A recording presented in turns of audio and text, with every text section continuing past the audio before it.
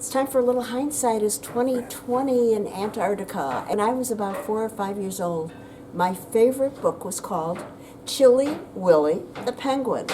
Chilly Willy lived in Antarctica, but he wanted to be warm. He didn't want to be a Chilly Willy, so he put a sail on an ice floe and he began sailing north with his ice floe melting until eventually he was in the sunny oceans and spent the rest of his days on a beach somewhere sipping a drink under a palm tree. Who ever thought that from that book, what an amazing cruise. There are no words. Hopefully you've got an idea from the videos as far as the proliferation of wildlife that we happen to see. It was a very, very lucky voyage.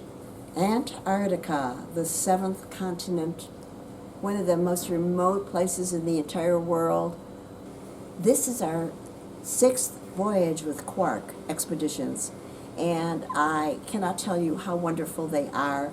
Their process, their reservations, their staff, the food, everybody on it just keeps getting smoother, better and better, if that's possible.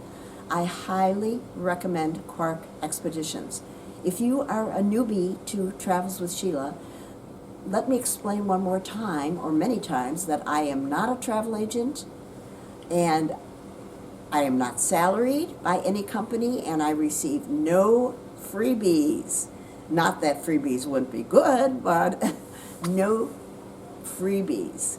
These are strictly my opinion, what Steve and I do on our own, where we stay, what we eat. Feel free to disagree with me. I love your comments, and I respect your comments. This is our second trip to Antarctica. How lucky can a person be? But it's our second trip only because the first one was a week one, and we just repeated two of the areas on this particular trip: Paradise Harbor and where we were today, Danko, with the thousands and thousands of Gentoo penguins. I really can't say, oh, you should do one and not the other. Antarctic cruises are very expensive. If you can just muster, steal, beg, amass the money for a 1 week, then go for it. But for us, the 1 week wasn't enough, which is why we came back for the 3 week, which is totally different because you go to in South Georgia, and it's just a completely different scene.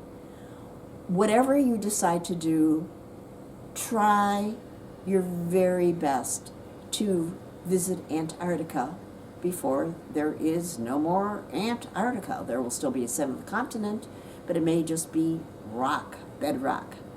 I hope you've enjoyed all the videos so far.